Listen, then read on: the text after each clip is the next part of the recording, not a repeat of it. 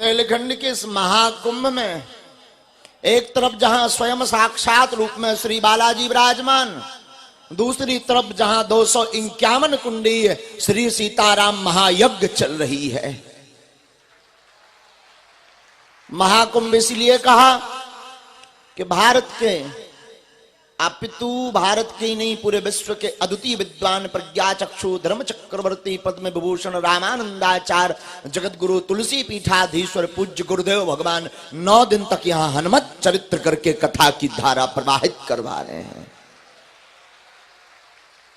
और भारत के शीर्ष शीर्ष संत इस पावन भूमि पर आकर के हम आप सबको कृतार्थ कर रहे हैं, दर्शन दे रहे हैं। और आज भी, वैसे तो आज 5वां दिन है, पर कथा की दृष्टि से चतुर्थ दिवस है। आज चौथे दिन पावन तीर्थ बुंदेलखंड महाकुंभ में पूज्यपाद गुरुदेव भगवान की श्री हनुमत कथा में भारत के हिंदुत्व की कथा को जाने जाने वाले हमारे ज्येष्ठ भ्राता पंडित श्री देवकी नंदन ठाकुर जी पहुंच रहे हैं।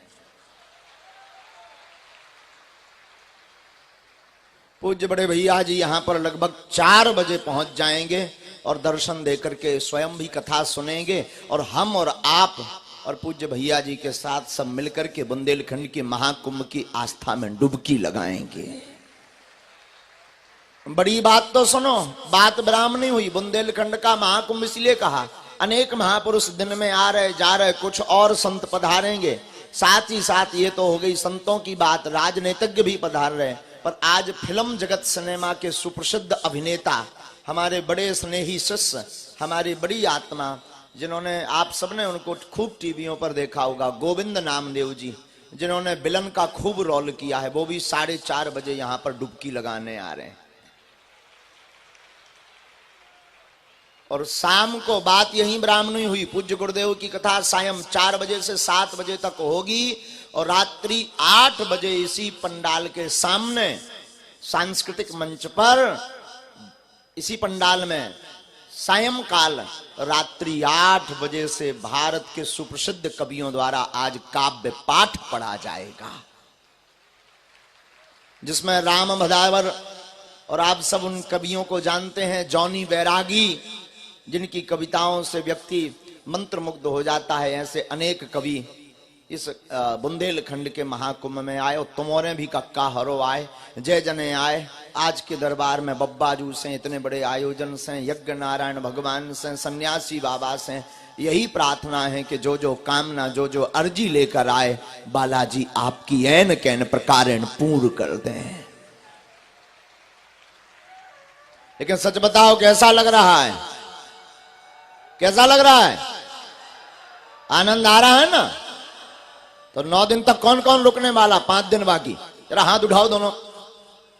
पक्का? पक्का? तो जो 5 दिन बचे हैं सब लोग बढ़िया परिक्रमा करो, यज्ञ नारायण भगवान के दर्शन करो। बड़ी बात तो जा है कि आप कजू नहीं करने, सामू लगो भंडारो सो दबा के 2 ही टाइम खाओ, इतने कथा सुनो, डरे रहो। बात वही हमारी पुरानी है, डले रहो दरबार में, धका धनी के खाओ, और एक दिन ऐसो आएगो कि आपो धनी हो जाओ। अब तुम्हारे लोग घर है तो हम बब्बाजू भेजना था ये पोस्ट के अनुसार। अब सब तई व्यवस्था है, बढ़िया भोजन करो, बढ़िया दरबार। और तो और परसों सन्यासी बाबा ने हमें आदेश कर दो कि 4 दिन प्रेतराज सरकार को दरबार और 2-4 परछा को दरबार लगा। हमें तो टाइम ना दी, अब हम सुबह आए यहाँ लखनऊ से, लेकिन क्या करत, सुबह से खूब व्यवस्था में दे रहे। लेकिन फिर भी अब गुरु जी ने आज्ञा दी सन्यासी बाबा ने कि नहीं, दरबार लगाना है। महाराज जी की जय जय बराजो महाराज जी। तो उन्होंने आदेश दो कि नहीं, दरबार लगाना है। सब दरबार जो है लगने हैं, आज लगने, काल लगने, परों लगने, जी की लॉटरी लग जाए वही को भलो। सब जगह शिकायत करते कि महाराज मिलता ही नहीं है, अर्जी अब लगने ही नहीं है, अब तो टोकन वेतन ही नहीं है। तो बताओ लो, बुंदेलखंड के महाकुंभ में पर्चा बनन लगे। जय जय बोलो सीताराम। लगातार, आज नहीं तो कल है, काल नहीं तो परसों, परसों नहीं तो नरसों, तो पर्चा बनी जे है। भारत का पहला ऐसा दरबार श्री बागेश्वर बालाजी का दरबार है, जहां बड़े बड़े बुद्धिमान, बड़े बड़े तार्किक, बड़े बड़े बुद्धिजीवी, बड़े बड़े विद्वान जांचने आते, देखने आते, परखने आते, पर धन्य है बागेश्वर बालाजी के दिव्य दरबार की महिमा। यहाँ पर अनेक अनेक विचार लेकर आउत, लेकिन ठटरी सी बरजात सब वो भी कान लगत, कछु ना कछु तो है, और कक्का हरो कछु ना कछु और कछु नहीं, बागेश्वर बालाजी की कृपा है। ऐसा बागेश्वर बालाजी का दरबार। हम लगभग 10 साल से यहाँ पर गुरुजी की सेवा में हैं बागेश्वर बालाजी की। भैया हरो, हमने अपनी आंखन से देखो कि लाखों भक्त रोते हुए आए, पर धन्य है बागेश्वर बालाजी की कृपा, यहां से हंसते हुए गए। जरूरी नहीं पर्चा बने, जरूरी नहीं चर्चा हो, जरूरी नहीं कि तुम हमसे मिल पाओ, जरूरी सिर्फ इतना है कि तुम नारियल बांध दो, लहसुन प्याज बंद कर दो, शनिवार, मंगलवार, बुधवार, गुरुवार, शुक्रवार किसी भी दिन की पेशी करना प्रारंभ कर दो। 21 परिक्रमा लगाकर आपके रोग में, संकट में, व्याधि में, पीड़ा में आराम लग जाएगा, ऐसा आशीर्वाद है।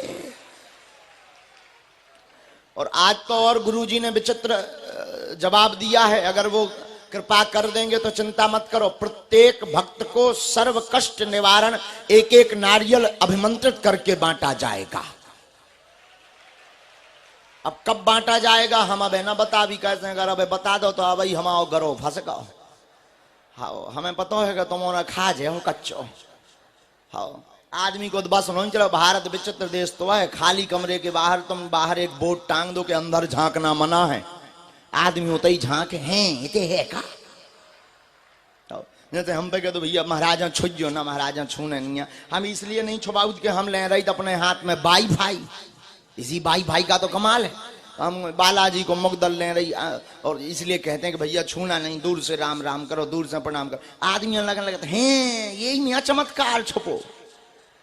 हाँ वो आदमी लगना अरे तुम में भैया कौन चमत्कार नहीं है, दूर से ही से मतलब आए कि साधना में कोई भंग ना पड़े, ना जाने कहां से आप कैसे आए।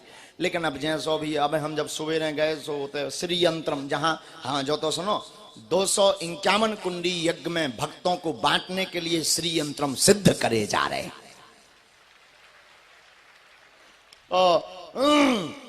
का भाव के हम गए सुबह दर्शन करवे और हमने तनक रेलिंग में एक जन से पूछ दो हाथ ऐसो करके कहां से आए, एक ने पकड़ लो हाथ, अरे हम कहीं छोड़ हाथ ना पकड़, कछूते गलत इच्छा से तो नहीं पकड़ लो, लड़काओं में बड़ी मुश्किल से जोड़ो, हुए लगो कि इनके चमत्कार छुबे ही में आए।